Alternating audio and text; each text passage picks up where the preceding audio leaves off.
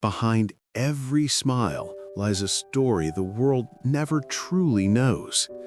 And for me, the brighter the spotlight shone, the darker the shadows became. The red carpet flashes blind your eyes. The camera shutters fire relentlessly, and Reese Witherspoon, America's sweetheart, smiles as if nothing could ever fracture that perfect picture. To the public, she embodies charm, resilience, and the promise of Hollywood dreams fulfilled. But if you look closer, behind that practiced smile lies a storm few dared to imagine. In 2013, an arrest report stunned the industry. The image of Reese, hands raised in defiance toward a police officer, contradicted everything the world thought they knew. For a woman who had built her career on likability, southern grace, and meticulous control, the scandal felt impossible. The tabloids erupted, commentators mocked, and fans, confused, asked the same question: who was the real Reese Witherspoon? That night in Atlanta wasn't just a drunken mistake. It became a magnifying glass, revealing the cracks long hidden under decades of pressure. Reese herself would later admit, "I saw myself in a place I didn't recognize." For a moment, her empire trembled. Not only her career, but her identity. But the arrest was only the tip of an iceberg. Beneath it lay years of private struggles, the collapse of her first marriage, the suffocating expectations of Hollywood stardom, the relentless scrutiny of her body, and the paralyzing fear of fading relevance as younger actresses rose. In the very years when she seemed untouchable, winning an Academy Award, earning millions, raising 2 children, she was quietly unraveling. Consider the paradox. Reese Witherspoon, a woman praised for portraying strong, independent heroines like Elle Woods in Legally Blonde and June Carter in Walk the Line, was herself trapped in battles that threatened to undo her. Every smile on a magazine cover, every carefully curated red carpet appearance masked nights of tears, uncertainty, and moments when she no longer recognized the woman in the mirror. Hollywood, after all, does not forgive weakness easily.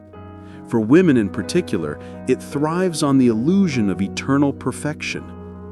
Reese understood this. She had learned to smile, to charm, to play the role America demanded. Yet, behind closed doors, she was exhausted. In interviews, she hinted at it. It's so hard to balance it all.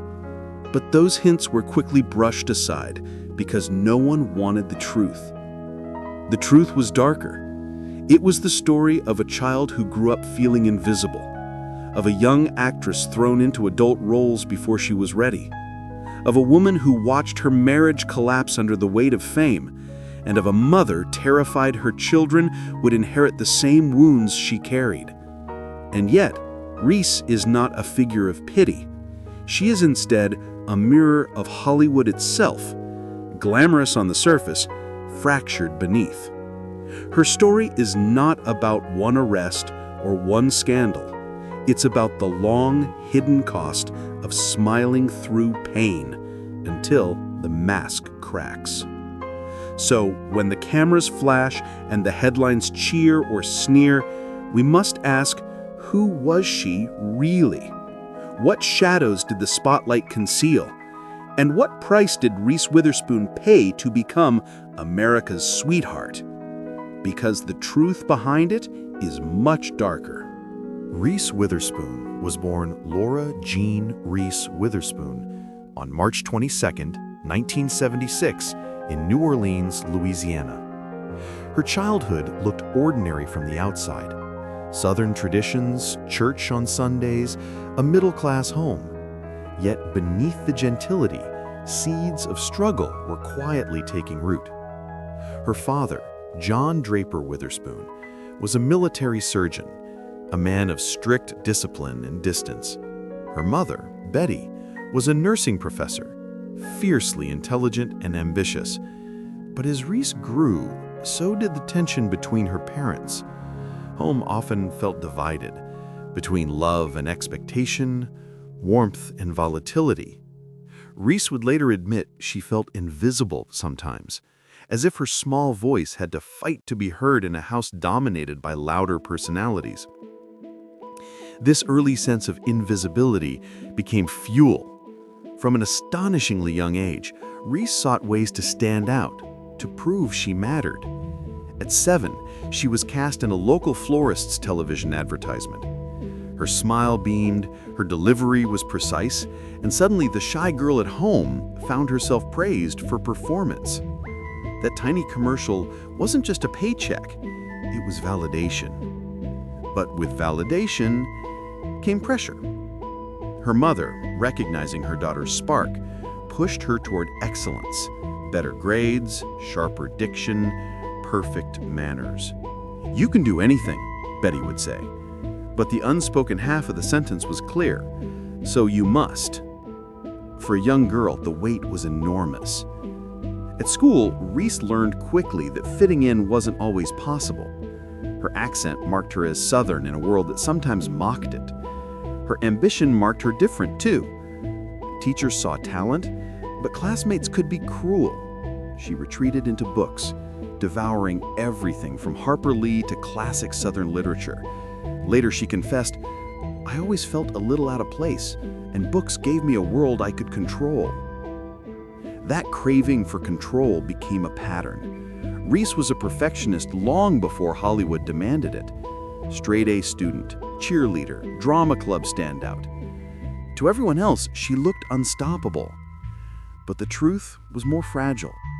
Beneath the surface, she feared failure with a kind of desperation. Every achievement was less a triumph and more a shield against the fear of being overlooked again. At 14, she auditioned for her first film, The Man in the Moon, 1991. She was supposed to be background, just another face in a crowd. Instead, the director spotted her raw authenticity and gave her the lead. Overnight, she was thrown from the classroom into the spotlight. Critics raved about her naturalism.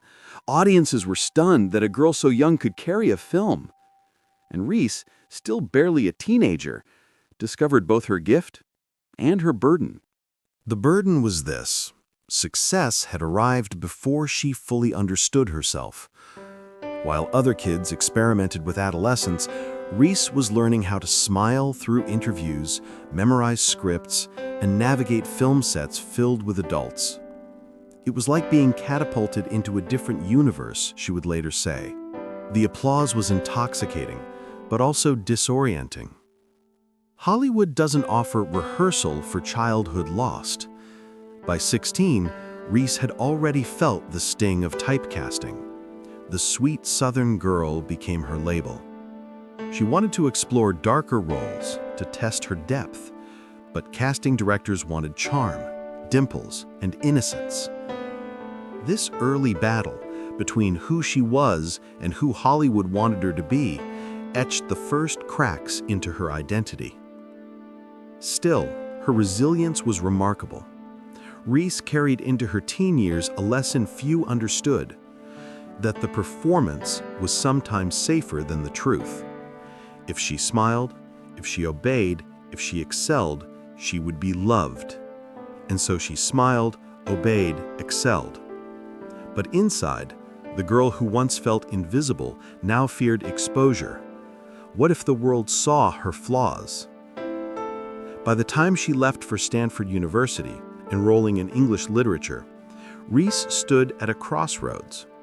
She was brilliant, bookish, and deeply ambitious, but also already weary. College could have been her refuge, a place to build identity outside Hollywood. Instead, the pull of film was irresistible. Within a year, she dropped out, trading classrooms for cameras. The decision would shape everything that followed. Because beneath the polished Southern manners, behind the cheerleader smile and honor roll diligence, Reese Witherspoon was already becoming two people: the one the world adored and the one she fought to recognize in the mirror. And it's in that duality, girl and star, invisible child and spotlight darling, that her rise to fame truly begins. Dropping out of Stanford was not a reckless decision for Reese Witherspoon. It was survival. The call of acting had already reshaped her adolescence, and by the time she stepped onto her first major sets, she knew the classroom could never compete with the power of a camera lens. But what she didn't know was how quickly the machine of Hollywood would consume her. Her breakout came in the mid-1990s. Films like Fear, 1996, opposite Mark Wahlberg, showcased her vulnerability on screen. Audiences saw a teenager entangled in obsession and danger, and critics praised her for her depth far beyond her years.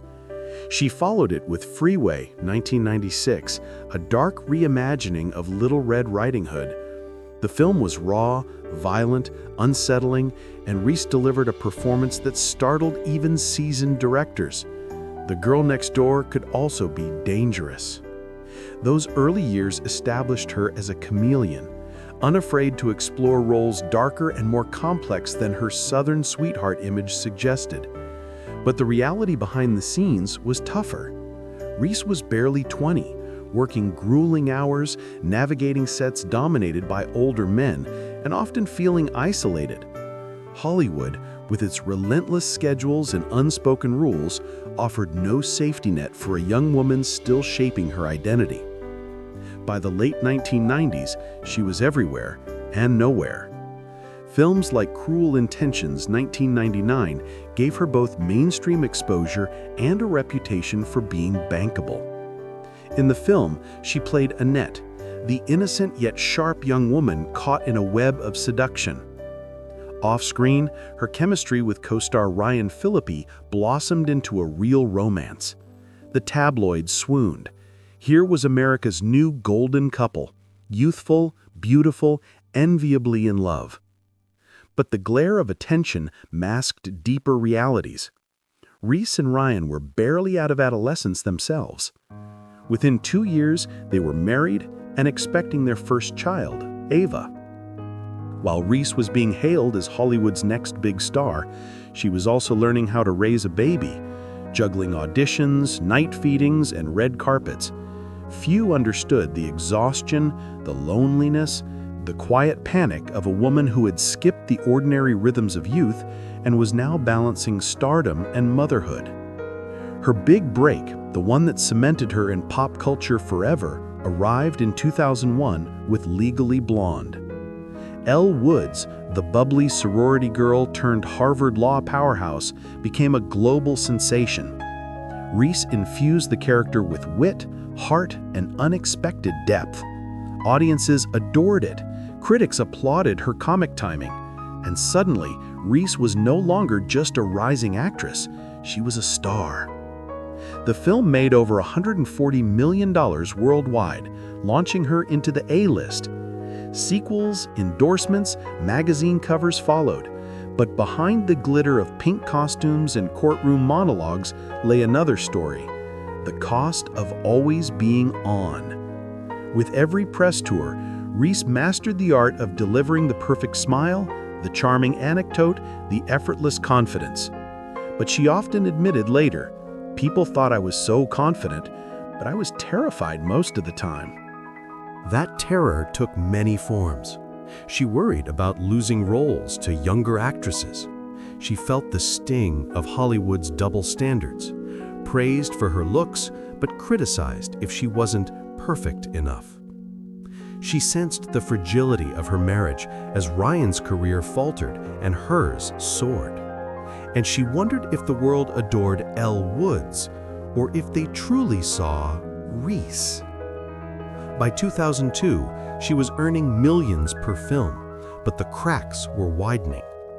Friends described her as fiercely ambitious, sometimes to the point of exhaustion. She micromanaged every detail, scripts, costumes, even the tone of interviews, because deep down she feared losing control.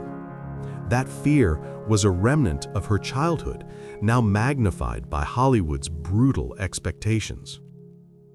Then came Walk the Line, 2005. Playing June Carter Cash opposite Joaquin Phoenix was more than a role. It was a transformation.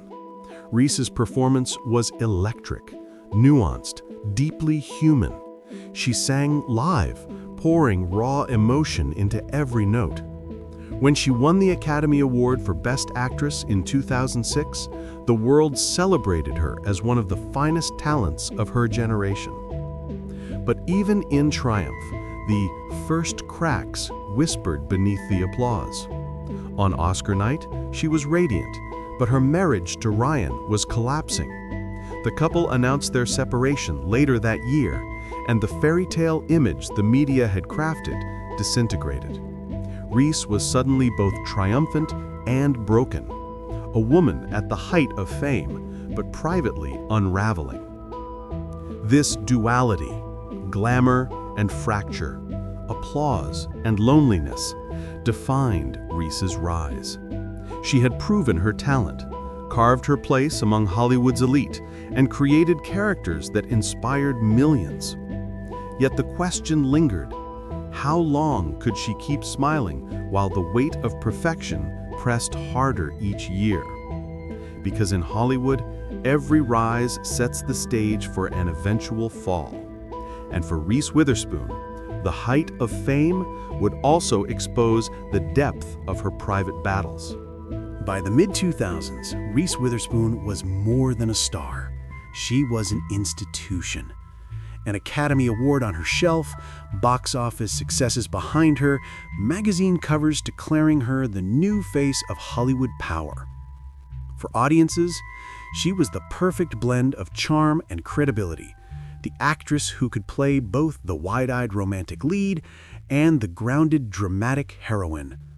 Hollywood had found its sweetheart, and the world adored her. Her influence reached far beyond the screen. Advertisers courted her relentlessly. Fashion brands named her a style icon. Magazines praised her for balancing work and motherhood with grace. Young women copied her looks, her characters, her confidence. She was Elle Woods in real life, a woman who seemed to do it all with sparkling determination. But the image was just that, an image. Behind the flawless gowns and radiant smiles, Reese was stretched thin. Workdays often lasted 16 hours. Promotional tours spanned continents. Paparazzi followed her to the grocery store, to the park with her children, even outside her home. Privacy vanished, and with Ryan Phillippe's career faltering, their marriage strained further under the weight of fame. In interviews, Reese projected composure. She thanked her fans, expressed gratitude, shared anecdotes about motherhood. Yet, between the lines, there were clues.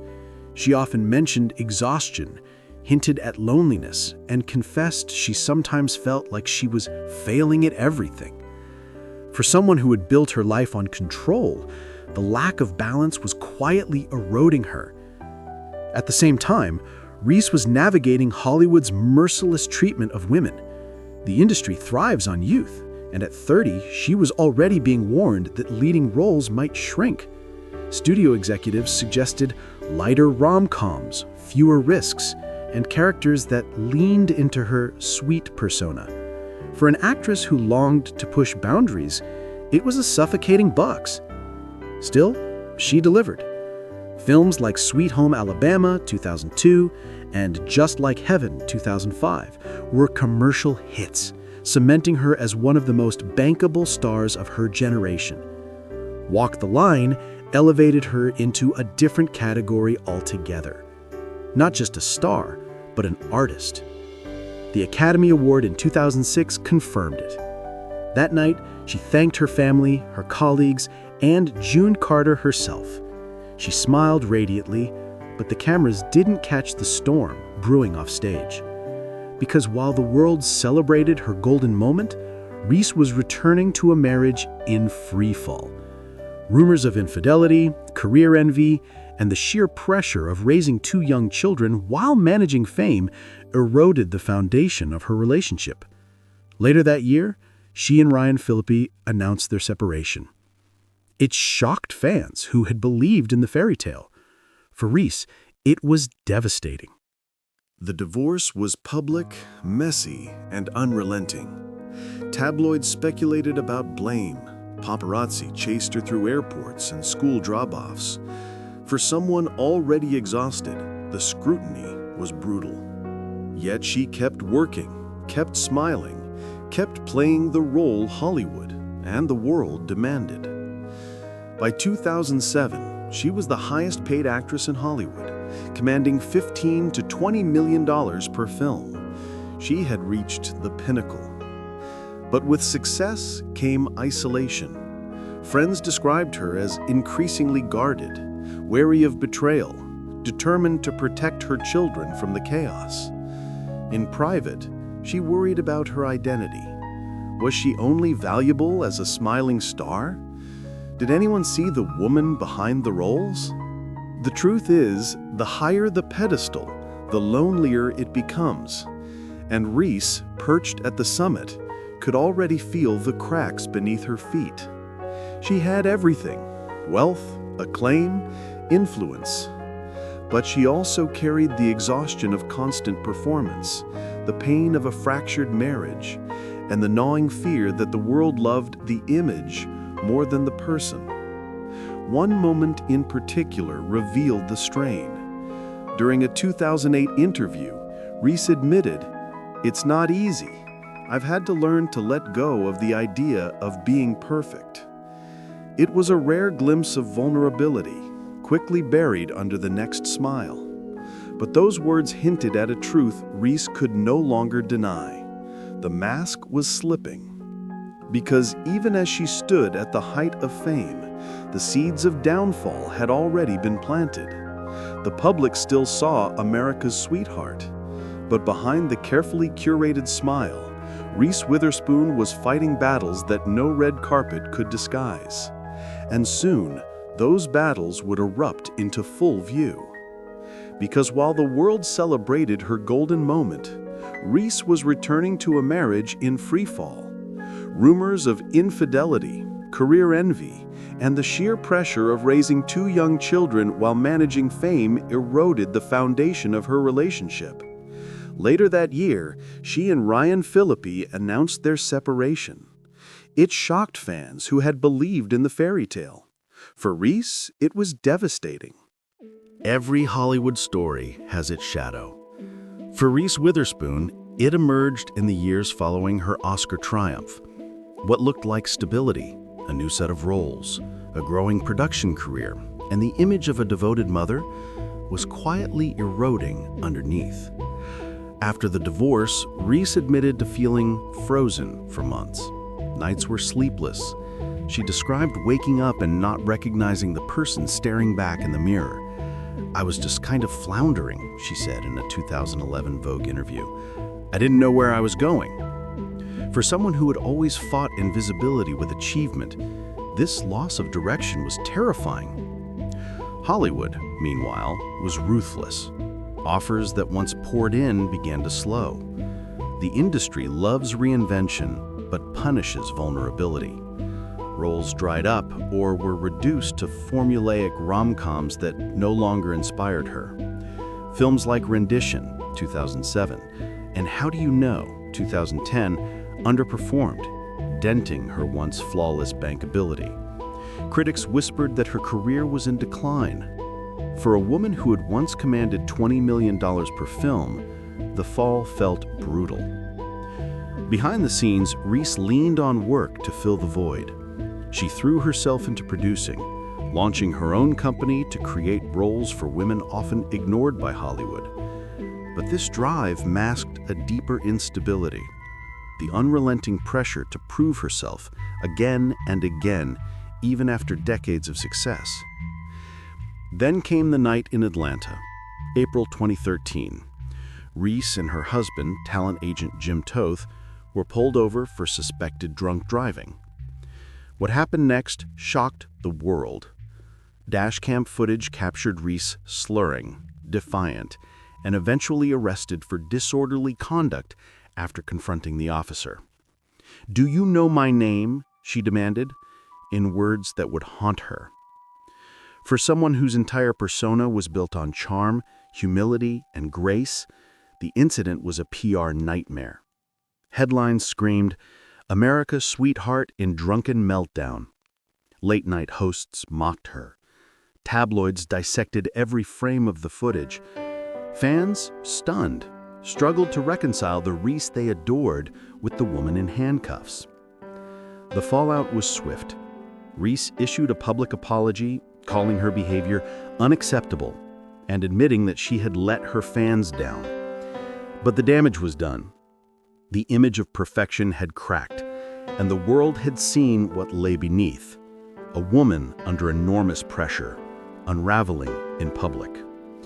Yet the arrest was only a symptom of deeper struggles. Friends spoke of Reese's exhaustion, her tendency to overcommit, her fear of failure. She confessed in later interviews that she had battled depression during this period, especially after her divorce. She said, "You don't see the blowback until much later. You don't see how much it hurt you." Hollywood, too, showed its darker side. Reese had won the industry's highest prize, but it offered little protection. Scripts were scarce. Roles went to younger faces, and whispers in the press framed her as difficult, a label that can end careers. She was living proof that even an Oscar was no shield against Hollywood's brutal cycles. At home, the challenges continued. Though remarried and raising 3 children, Reese found herself caught between motherhood and the demands of an unforgiving industry. Paparazzi stalked her school runs, capturing photos of her children despite her pleas for privacy. Every slip, an argument, a tired expression, a stumble, was magnified into scandal. Yet the darkest moments revealed something essential. Reese began to acknowledge the cracks rather than deny them. She admitted publicly that her life was far from perfect, that she struggled, that she made mistakes. In a way, the arrest stripped away the illusion. The world saw not a flawless star, but a flawed human being. It was painful, humiliating, and nearly career-ending. But it also marked the turning point. Because when a mask shatters, you can either collapse or rebuild. For Reese, the downfall was undeniable. The woman who once embodied perfection was now a tabloid cautionary tale. But in that very darkness lay the seeds of transformation. And soon, she would confront the climax of her story, the moment when pain and reinvention collided, forcing her to redefine not only her career, but herself. By 2013, the world had seen Reese Witherspoon stumble. The arrest, the tabloids, the late-night jokes, it all added up to a fall from grace no one expected. For a woman who had built her reputation on composure, it was the ultimate humiliation. But humiliation was only part of the tragedy. The deeper pain was what it revealed. Reese was no longer in control of the narrative she had spent decades crafting. Behind the headlines, she was fragile. She confessed later that she felt rock bottom. Offers slowed. Scripts arrived half-heartedly, often recycling the same shallow archetypes she had outgrown. For someone who once commanded $20 million per picture, it was a cruel come-down. Hollywood, as always, had already moved on. But the tragedy was not just professional, it was profoundly personal. Reese had spent years running from the silence of her own mind, filling every gap with work, appearances, or family duties. Now, stripped of certainty, she had no choice but to face the loneliness she had carried since childhood. Nights stretched long, filled with self-doubt. Friends said she withdrew, unsure of whom to trust, unsure even of herself. She once admitted, "I was just so embarrassed. I didn't know what else to do but hide." For someone who had learned to smile through every wound, the act of hiding was uncharacteristic and telling. The climax of her downfall was not a single event, but a culmination. A career stalled, a public image shattered, and an identity in crisis. For the first time since she was a child, Reese couldn't just smile her way out. The tragedy ran deeper still. Hollywood has a cruel memory. For actresses particularly, age and scandal can be fatal. Reese was approaching 40, the point at which the industry often sidelines women. Younger stars were rising, eager to take her place. Studio executives, once eager to cash in on her bankability, now hesitated. She was still Reese Witherspoon, but the sheen had dulled. Privately, she battled depression. In interviews years later, she acknowledged the darkness. "I was just trying to keep everything together, and I was failing." She feared becoming irrelevant. She feared her children would grow up remembering her not as a strong mother, but as a broken one. She feared she had peaked, and that the rest of her life would be decline. For someone who had built her life on resilience, that fear was suffocating. And yet it was in this lowest valley that the seeds of transformation quietly began to grow. Forced to confront her own flaws, Reese realized she could no longer rely on Hollywood's validation. If she wanted roles worthy of her talent, she would have to create them herself. If she wanted to protect her children, she would have to reclaim control of her story. But the road there was steep. For several years, she existed in a limbo, neither forgotten nor celebrated. Films faltered. Critics doubted her comeback. The glare of the spotlight was gone, replaced by whispers of decline. The tragedy of Reese Witherspoon's story is not only that she fell, it's that she fell after reaching heights most actors only dream of. To hold an Oscar at 30, to be called the most bankable actress in the world, and then to sit alone in the aftermath of scandal and divorce, that is the cruel paradox of fame. The cameras had always loved her, but at her lowest, the cameras turned away, and that silence, after a lifetime of applause, was deafening.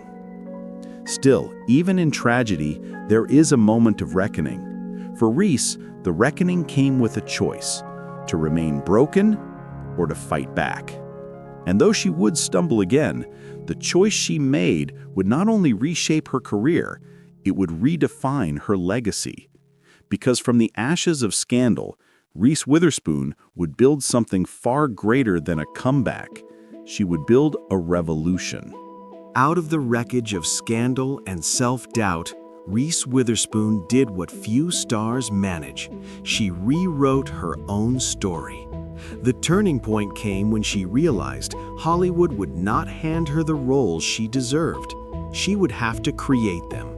And so, in 2012, she quietly founded Pacific Standard, a production company with a clear mission: to tell stories about complicated, powerful women.